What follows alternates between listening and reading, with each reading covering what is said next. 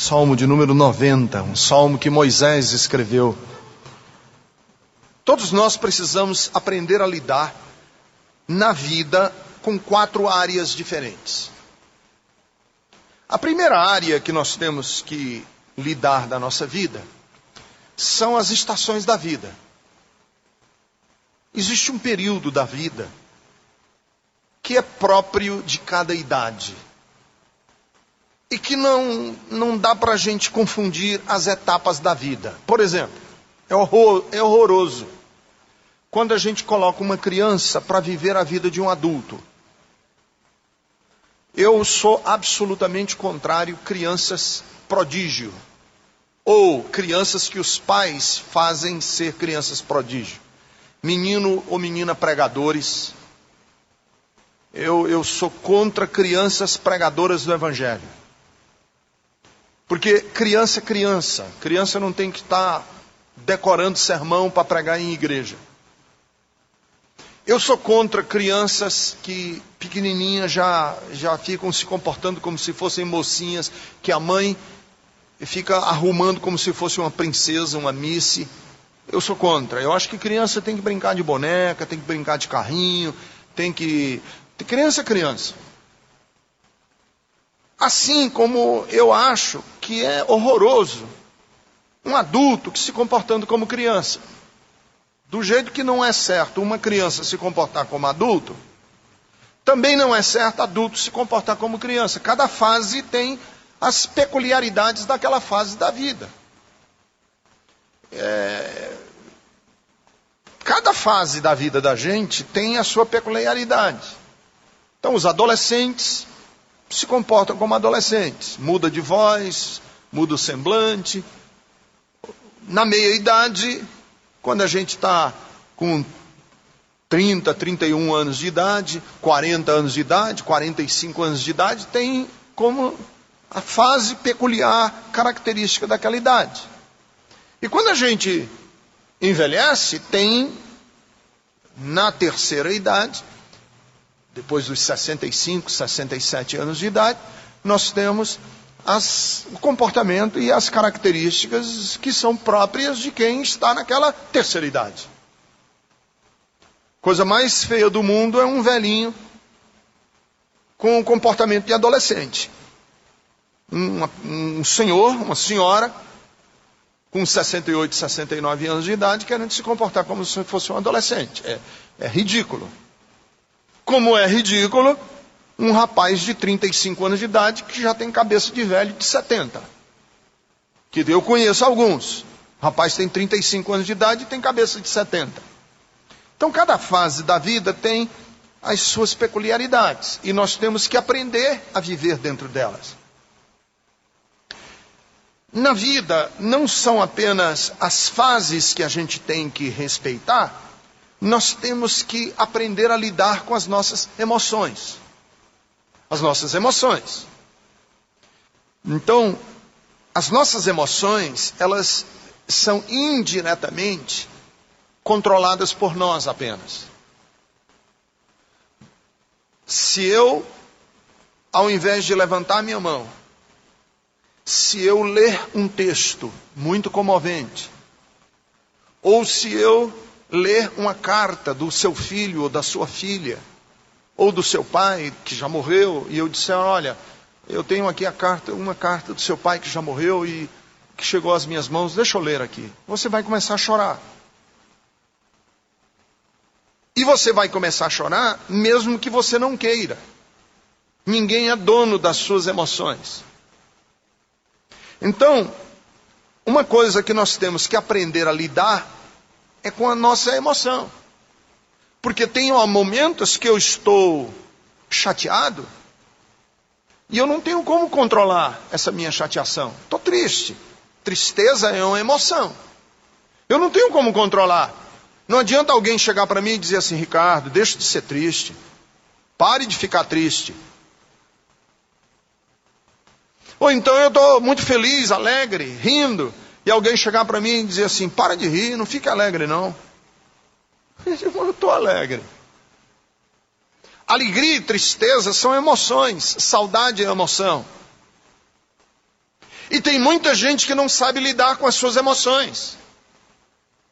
Confunde fé com emoção. Fé não é uma emoção. A Bíblia diz: nós não vivemos de vista. Então a pessoa diz assim, muitas pessoas chegam para mim e falam: pastor, eu acho que eu estou numa crise de fé. Eu digo: por quê? Porque eu estou deprimido. Ora, depressão é uma coisa, fé é outra. Depressão é uma emoção que vem e você não tem controle. Tristeza é uma emoção que vem e você não tem controle sobre ela. Então você precisa aprender a lidar com as fases das suas emoções. Porque se você não souber lidar com as fases das suas emoções, você vai viver em crise. Você vai viver conturbado e perturbado. Então, fé não é uma emoção. E por isso, já que fé não é uma emoção, eu não posso e nem preciso ficar em crise quando as minhas emoções mudarem. Porque eu não sou dono das minhas emoções. Fiquei triste, mas eu não fiquei porque quis. Não é mau caratismo meu ficar triste. Fiquei. Porque aconteceu alguma coisa que me entristeceu. Então nós temos na vida que saber lidar com as fases da vida, as épocas de cada idade. Nós temos que aprender a lidar com as nossas emoções. E nós temos que aprender a lidar com as nossas decisões. Minhas decisões. Eu sou dono das minhas decisões, em grande parte. Existe dentro de mim algumas coisas que eu não posso decidir. Por exemplo, eu vou decidir que não vou mais respirar agora, até o fim do culto. Já eu estou respirando, porque essa decisão eu não posso tomar. Eu decidi que não bebo água. A partir de hoje eu não bebo mais água. Amigo, você vai ter que beber água. Seja água misturada com groselha, seja água misturada com suco de laranja, seja água misturada com Coca-Cola, mas quer dizer, água refrigerante feito Coca-Cola, mas você tem que beber. Eu posso decidir que não vou mais beber água mineral com gás. Nunca mais na minha vida. Essa decisão eu posso tomar, porque isso aí tanto faz como tanto fez. Mas que eu não vou mais beber, eu não posso. Eu decido que eu não vou mais no banheiro, nunca mais na minha vida. Essa decisão eu não tenho. Mas eu tenho a decisão de que eu não vou urinar debaixo do viaduto. Que eu vou para um banheiro. Entendem? Eu tenho decisões na vida. Algumas eu não tenho. Não tive a decisão se ia nascer homem ou se eu ia nascer mulher. Eu nasci homem. Essa decisão não me foi dada. Antes de eu nascer, Deus não me chamou e disse: o que é, Ricardo, que você quer? Isso eu não tive essa decisão, eu nasci homem. Então eu tenho a decisão que eu tenho é como é que eu vou me comportar na minha masculinidade. Essa decisão eu tenho. Você não teve a decisão de você ia ter pele branca ou se você ia ter pele negra. Essa decisão não foi dada a ninguém. Se você é descendente de africanos ou se você é descendente de japonês. Essa decisão você não teve. Mas como que você vai viver na realidade que você tem, isso você tem. Então na vida nós temos que lidar com as fases da vida. Na vida nós temos que lidar com as nossas emoções. E as nossas emoções, nós não temos um controle direto sobre elas. Nós não somos donos das nossas emoções. E na vida nós temos que aprender a lidar com as nossas decisões. Nós temos uma grande parcela de decisão na nossa história e na nossa existência. E por último, nós temos que aprender a nos relacionar. Como que eu me relaciono no mundo? Como é que eu me relaciono com o meu próximo? Por quê? Porque ninguém é uma ilha, ninguém vive isolado. Não existe uma pessoa que diga assim, eu não preciso de ninguém. Nenhum pode dizer isso. Eu preciso de alguém. Sempre. Precisei desde o dia que nasci. O ser humano é um dos únicos animais que jamais sobreviveria se não tivesse o auxílio direto dos seus pais durante pelo menos uns 10 anos. Se abandonar uma criança de 5 anos no mundo, ela possivelmente não sobrevive. Nós somos um dos animais que mais depende da proteção dos pais, daqueles que geraram a gente. Então você nasceu precisando de alguém e você vai morrer precisando de alguém. E é como que nós nos relacionamos com as pessoas. Preste atenção que 99% dos seus problemas estão relacionados com alguém. 90% dos seus problemas, 99% dos nossos problemas tem alguma coisa a ver com alguém. Alguma pessoa. Que eu não gostei do jeito que ele falou, ou que ele não gostou do jeito que eu falei, ou porque eu feri, ou porque ele me feriu, ou porque eu não me comportei direito, ou porque ele não se comportou direito, ou porque ele foi bandido, ou porque eu fui bandido. Alguma coisa tem a ver com o próximo. Ninguém é uma ilha. Ninguém vive isolado. E humildade, a palavra humildade não é a pessoa se depreciar. Humilde não é aquele que se deprecia. Não é aquele que diz assim, eu não valho nada. Eu sou um zero à esquerda. Eu sou um fracasso. Esse não é humilde. Humilde é aquela pessoa que reconhece que o que ele é e o que ele tem não é só dele. Não é só conquista dele. Que ele é uma construção em que muita gente investiu nele. Irmãos, eu sou uma pessoa relativamente bem-sucedida na vida.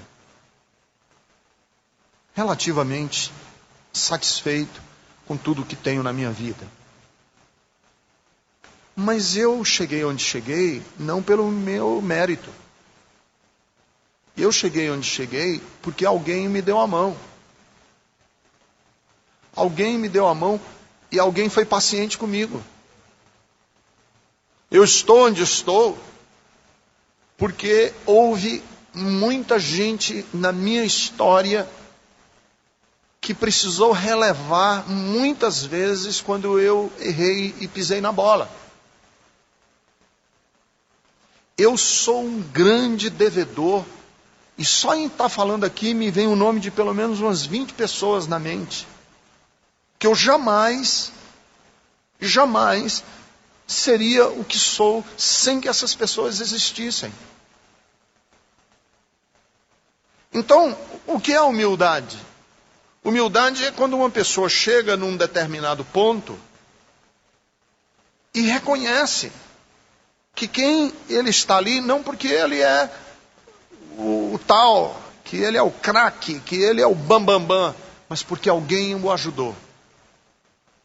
Porque senão algumas pessoas jamais poderiam ser humildes. Imagine, por exemplo, o Ronaldinho Gaúcho, que seguramente é o melhor jogador de futebol do mundo. Então ele, quando vai deitar a cabeça no travesseiro, será que ele sabe que é o melhor do mundo? Lógico que ele sabe, já ganhou 2 vezes o troféu da FIFA de melhor do mundo. Ganha um salário que a gente junta aqui todinho, num ano. Juntando o nosso salário de todo mundo aqui durante um ano, todo, não é o que ele ganha num mês. Ele sabe que ele é o bom. Então essa pessoa não consegue ser humilde nunca? Consegue. Como que ele conseguiria ser humilde, o Ronaldinho Gaúcho? Reconhecendo as pessoas que deram a mão a ele quando ele era um menino pobre lá nas redondezas de Porto Alegre, e que aquela pessoa ajudou e disse: vem cá, moleque, eu vou ajudar você. Você não tem chuteira, eu vou lhe dar chuteira. E hoje, ele está onde ele está, ele tem que olhar para trás e dizer: fulano, eu devo a você. Esse mérito não é só meu, é seu também. Humilde é você reconhecer que as suas relações são importantes na sua vida. Você precisa de outras pessoas. Humilde é eu dar a mão para o outro e dizer para uma pessoa que está começando assim: olha, uma vez alguém foi paciente comigo, então eu vou ser paciente com você. Isso é ser humilde. Não é se achar o tal e olhar para o outro e dizer assim: seu desgraçado, miserável, seu fracassado na vida. Não ajudei nada essa pessoa. E me portei com soberba. O humilde é quando vê um outro lá tentando e não está conseguindo, ele está lutando e não está indo a lugar nenhum, e aí a pessoa botar a mão no ombro dele e dizer assim: vem cá, rapaz, não desiste não, eu já tive também assim nessa situação, igual a você. E uma pessoa me deu a mão e eu quero dar a mão a você, para você não desistir. Isso é humilde. Então na vida nós temos que aprender a lidar basicamente com 4 áreas. Nós temos que lidar com as estações da vida. As estações da nossa vida são o quê? São os tempos determinados que nós vivemos. Qual é a estação que você está vivendo da sua vida hoje? Você tem que aprender a respeitar essa época da sua vida. Se você, mulher, estiver grávida, não vá fazer um curso de paraquedismo. Respeite essa estação da sua vida. Se você, senhor, já tem mais de 70 anos, não se inscreva no curso de patins. Aprender a patinar. Velhinho de 70 anos de idade aprendendo a patinar. Vai aprender outra coisa, menos isso. Você tem que respeitar a época da sua vida. E aprender a lidar com as épocas da vida não é fácil. Requer sabedoria. Nós precisamos, em segundo lugar, aprender a lidar com as nossas emoções. Porque as nossas emoções são gangorras. Todo mundo é. Nunca pense que a sua emoção vai um dia se estabilizar e você vai ser uma pessoa sem altos e baixos. Nunca isso vai acontecer. Semana atrasada, um rapaz chegou aqui na Bethesda e disse: pastor, eu estou preocupado. Eu digo: por quê? Disse: porque eu fui num psiquiatra e ele diagnosticou que eu sou bipolar. Para quem não conhece essa terminologia da psicologia, bipolar é uma pessoa que alterna entre a euforia e a depressão. Eu tenho psicose maníaco-depressiva, é a mesma coisa. Falei: é mesmo? Ele falou: é. Ele disse: mas ele disse que eu tenho num grau leve. Eu sou 95% normal e tenho só 5%. Eu digo: então seja bem-vindo.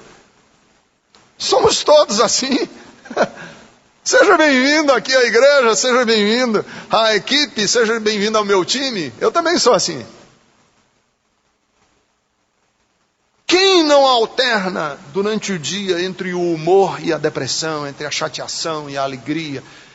Quem passou uma semana estável, nem se entristeceu e nem se alegrou, ficou naquela média assim? Quem? Ninguém. Alguém lhe aborreceu, você ficou se aborrecido. E você, aí eu conheço cristãos que se aborrecem.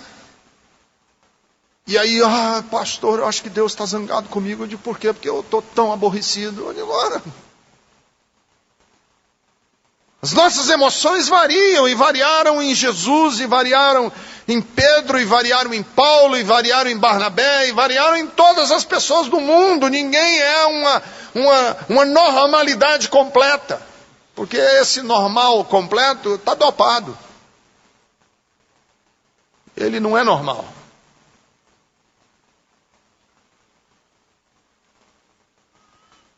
Nós temos que aprender a lidar com as nossas decisões. Você pode sim dizer não.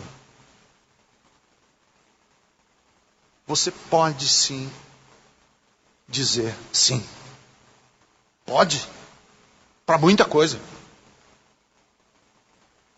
Você pode dizer sim ou não.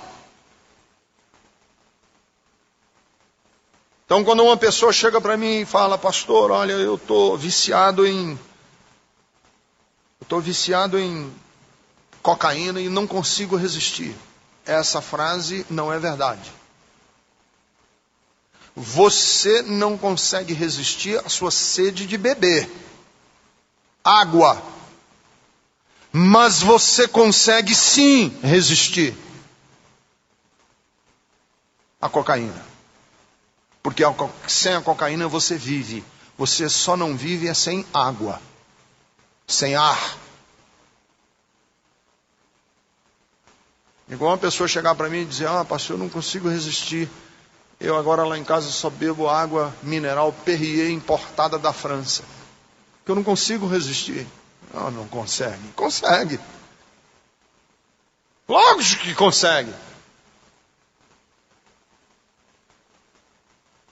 Igual um rapaz chegou para mim e disse, pastor, eu estava com a minha namorada, ela ficou grávida. De como foi? Não, a gente estava no carro e aí o diabo me empurrou para dentro do motel e eu não consegui resistir. Eu digo, diabo não. O diabo não empurra ninguém para dentro do motel. Você podia ter dito não. Não ponha nas costas do diabo aquilo que é sua responsabilidade. E nós temos que aprender a nos relacionar. Não adianta você pensar assim, eu vou ficar sozinho. Você não fica só. Não existe isso. A solidão é impossível. Aliás, a solidão é o inferno. O inferno é o lugar mais solitário que existe. O C.S. Lewis escreveu um livro que é muito interessante, o livro do C.S. Lewis, que chama-se O Grande Abismo. Esse livro, eu creio que ele já pode ser comprado, inclusive, em livrarias seculares. O Grande Abismo. C.S. Lewis. L-E-W-I-S.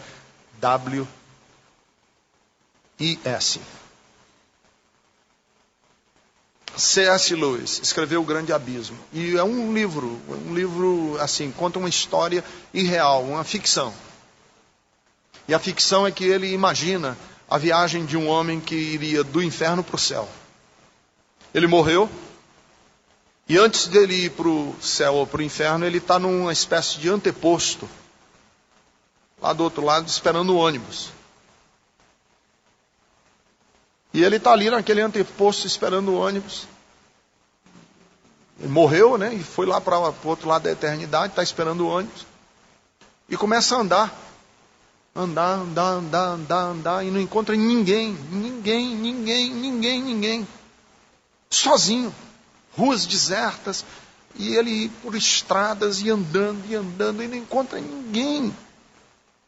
Por dias, meses, anos andando, e ele não encontra ninguém, ele vai se angustiando. E aí finalmente ele chega no ponto de ônibus. Num ponto de ônibus. E nesse ponto de ônibus tem uma pessoa. E ele chega para essa pessoa e diz, pronto, eu vi você. O que você está esperando? Ele disse, eu estou esperando um ônibus que vai me levar daqui para o céu. E ele diz, e onde é que eu estou? Ele diz, você está na antessala do inferno. E aí ele diz, mas a antessala do inferno, eu pensei que aqui era cheio de gente. Eu achei que no inferno estava lotado de gente. Ele disse, não, o inferno é um lugar solitário.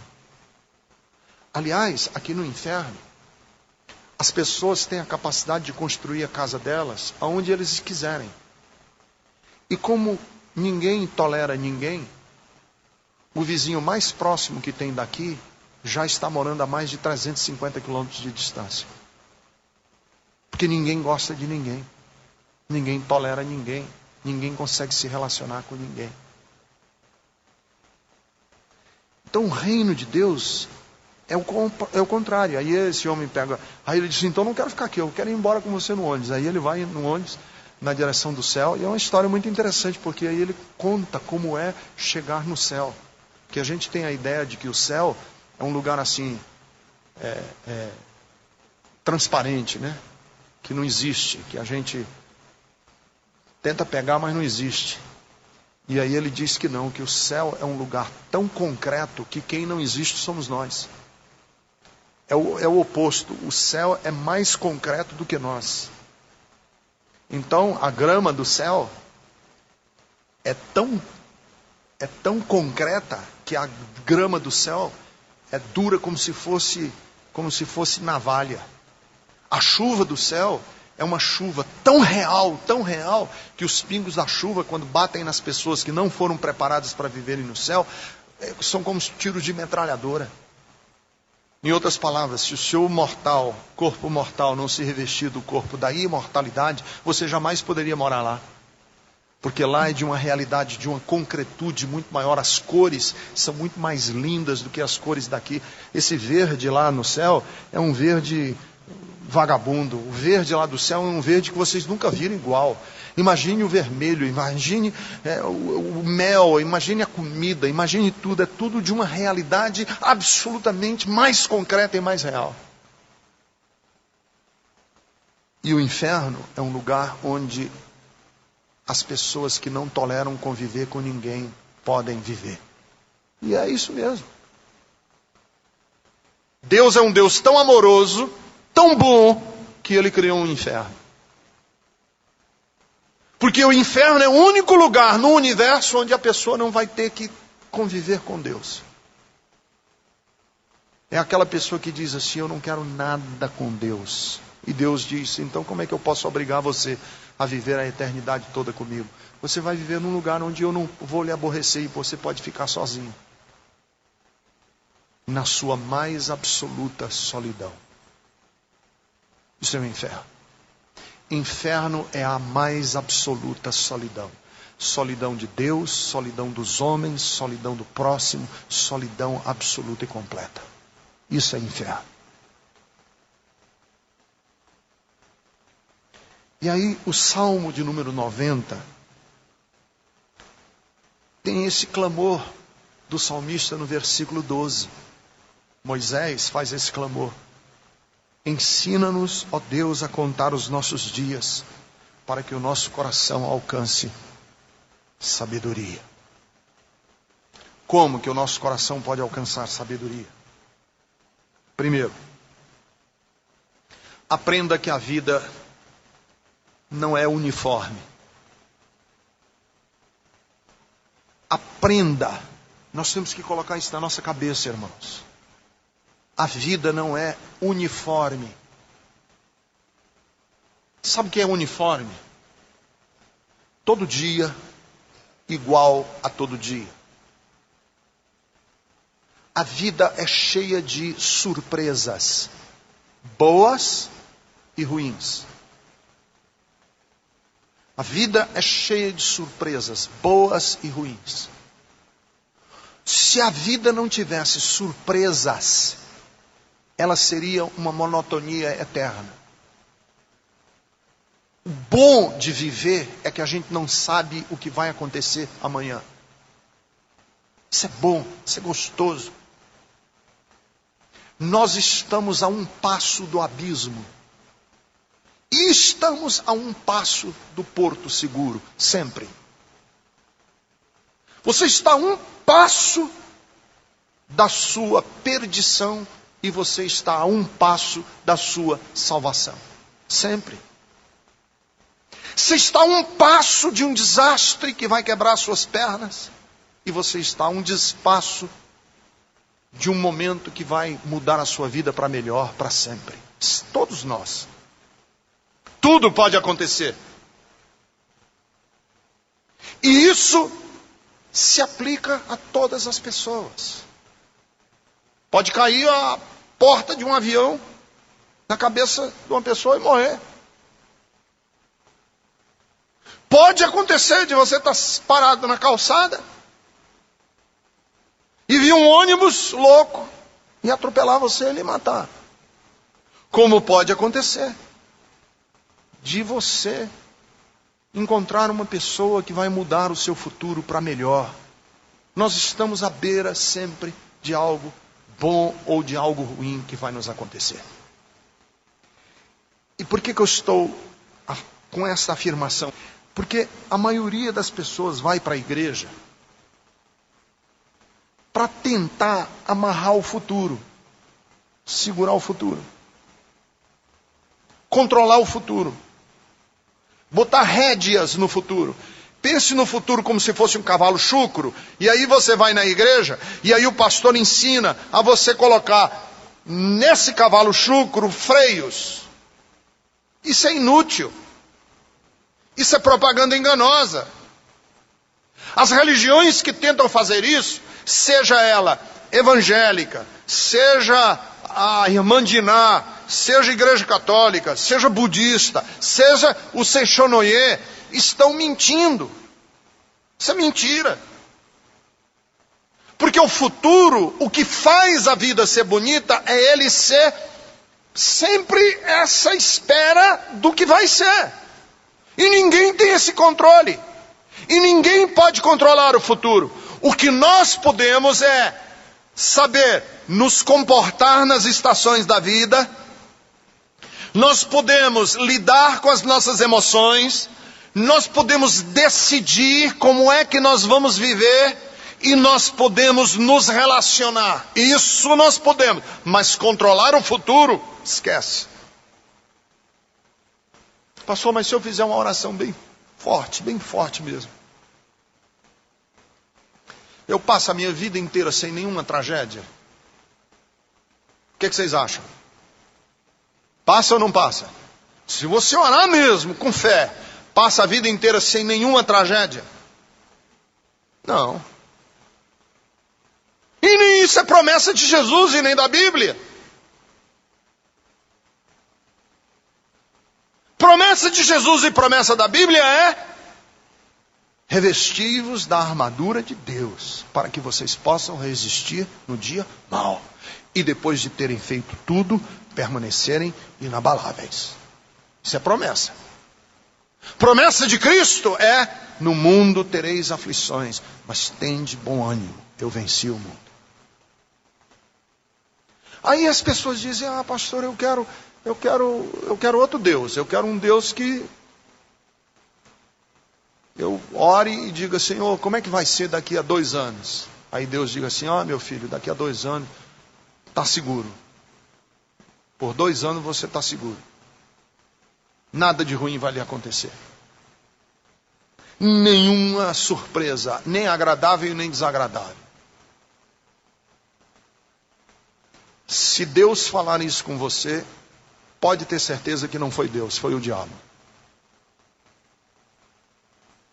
Porque Deus não promete isso para os seus filhos. O que Deus promete para os seus filhos é que nós vamos viver dia a dia, sofrendo, alegrando, rindo, pranteando. Nós vamos viver o dia a dia, com frustrações e com vitórias, com conquistas e com derrotas, todos nós. Mas neste processo, vendo a glória de Deus se manifestar na nossa vida. Senhor, Tu és o nosso refúgio sempre, de geração em geração.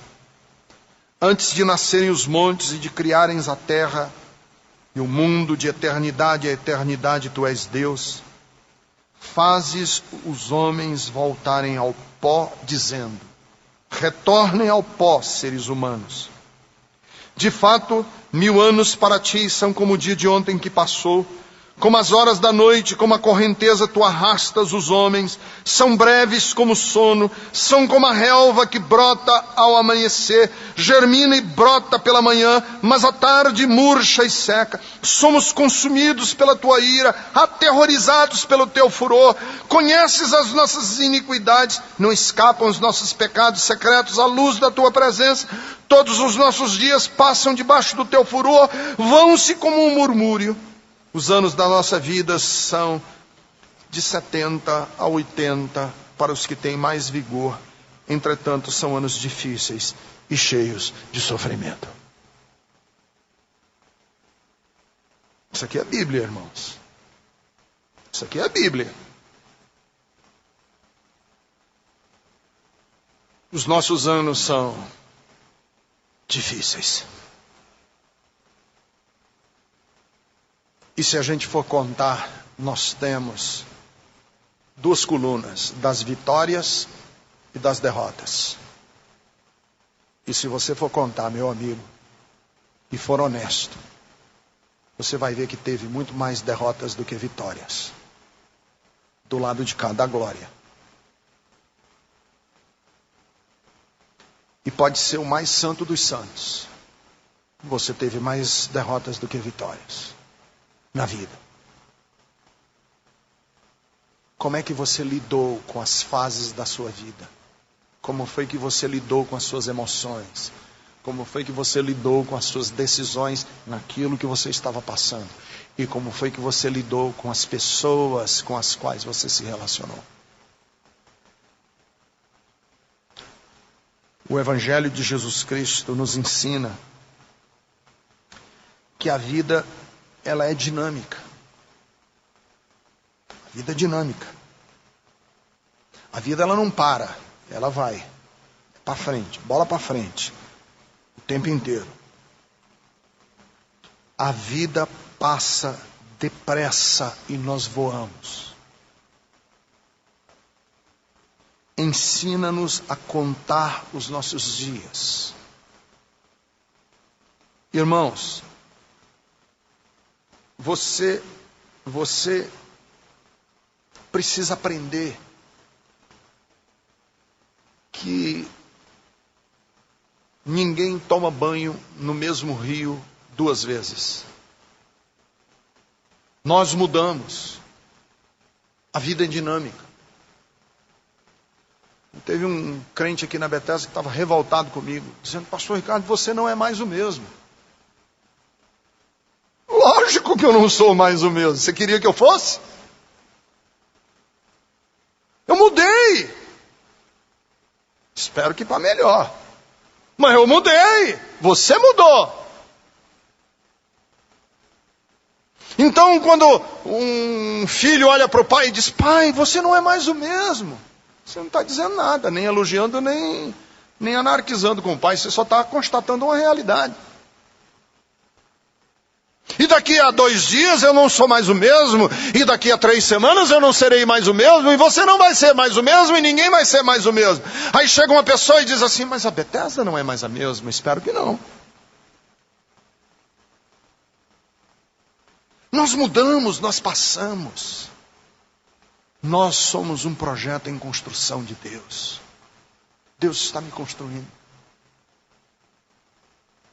Acho que todo crente devia andar com aquela placa que diz assim: cuidado, é em construção. Andar com uma placa dessa no peito aqui assim: desculpe os transtornos, nós estamos em construção. Nós, porque é Deus e eu, né? Deus não está em construção, Ele está me construindo. E eu estou sendo construído. São 2 pessoas. Uma construção a 4 mãos. As de Deus e as minhas. E eu espero que você saiba que o grande projeto do reino de Deus é construir vidas. E que você tem que mudar mesmo. Isso não é um demérito, isso é bom. A palavra arrependimento na Bíblia é uma palavra tão complexa. que a gente não entende bem o que é arrependimento, mas eu entendo arrependimento como um enlarguecimento da minha consciência, que me leva a agir, a tomar decisões. É quando eu enlargueço a minha consciência, quando eu alargo as fronteiras da minha concepção, e aquilo produz em mim uma mudança, e ele mudou, é outra pessoa. Que coisa linda. Eu conheci o Ricardo, ele era um homem iracundo, rancoroso, grosso, era um estúpido, mas ele mudou. Ele é uma pessoa hoje dócil, amorosa, misericordiosa. Não é bom ouvir isso de alguém? Esse é o processo que Deus está trabalhando na nossa vida. Ensina-nos a contar os nossos dias, ó Deus, para que o nosso coração alcance sabedoria. Há algumas semanas atrás eu li um texto na Folha de São Paulo que eu achei muito lindo. Eu ainda vou pegar esse texto e depois eu vou citar num dos meus sermões aqui, ele completo. Mas é que agora eu me lembrei, não tinha nem escrito aqui, eu me lembrei do texto. Uma pessoa escreveu na Folha de São Paulo sobre a obrigação que nós temos de ser felizes hoje. Aí ele diz lá, você já reparou que as nossas fotografias são todas rindo? Todo mundo ri em fotografia. Agora você pega a fotografia daquelas bem antigas, preto e branco, que era tirada com aquelas daguerreótipos, né? Aquelas máquinas de fotografia antiquíssimas, preto e branco, dos nossos bisavós. Pega uma fotografia de um bisavô seu, vê se ele está rindo. Naquela época ninguém ria nas fotografias. A pessoa quando ia tirar uma fotografia, tirava assim, ó. Por quê? Que hoje quando a gente vai tirar fotografia E aí ele diz o seguinte, o autor, que hoje nós vivemos debaixo da obrigação de sermos felizes. E os nossos antepassados viviam debaixo da obrigação de serem sábios. Que ser sábio era mais importante do que ser feliz. E aí ele diz no texto dele assim, e o problema é que nós estamos infelizes porque não conseguimos ser felizes. A gente quer tanto a felicidade que a gente acaba infeliz porque não consegue alcançar o nível de felicidade que a gente queria alcançar.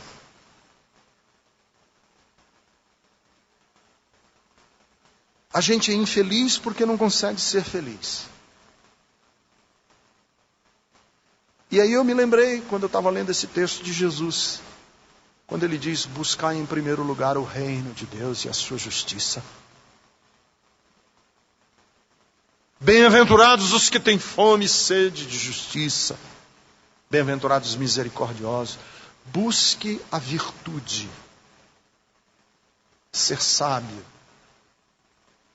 E você, sem querer, será uma pessoa feliz. E se você quiser muito ser feliz e se esquecer da sabedoria, você vai ser infeliz porque nunca vai conseguir chegar à felicidade. Não queira ser feliz, busque ser sábio. Que a felicidade, como uma borboleta, vai pousar no seu ombro. É a história daquele caçador que saiu querendo pegar uma borboleta com aquela rede, e pegou, e correu, e correu, e correu, e correu, e era uma borboleta raríssima, e ele correu, passou o dia correndo atrás da borboleta, correndo, e não conseguia ir correndo atrás da borboleta, e cansado, estafado, ele sentou numa pedra, abriu o cantil, e começou a beber um pouco d'água, e de repente, quando ele olhou, em cima do ombro dele, aquela borboleta tinha pousado. Bastava ele ter parado. E aí a borboleta chegava. Então é a mesma coisa que acontece com muitos de nós. nós vivemos debaixo da obrigação da felicidade e nos desobrigamos da virtude. E aí nós não somos felizes. E aí a gente fica querendo mostrar que é feliz nas fotografias sem ser. E a alma está chorando lá dentro. Já é igual a fotografia de família, né? Quando tem muito menino. Cala a boca, menino! Vai tirar a fotografia agora! Se você ficar danado assim, não vai sair numa foto. Menino, para! Menino, para! Aí é que quando sai a fotografia, está todo mundo assim, ó. Mal sabemos nós o que aconteceu antes e o que aconteceu depois da foto. Mas naquele momentinho ali, todo mundo... E resolveu alguma coisa? Nada. Então, amigos, Senhor, ensina-nos a contar os nossos dias. Contar cada um. Cada dia. Faça a sua vida valer. Porque sem querer, você será feliz. Sem buscar, ela vai pousar no seu ombro. Porque o reino de Deus não é comida nem é bebida. Mas o reino de Deus é alegria no Espírito Santo.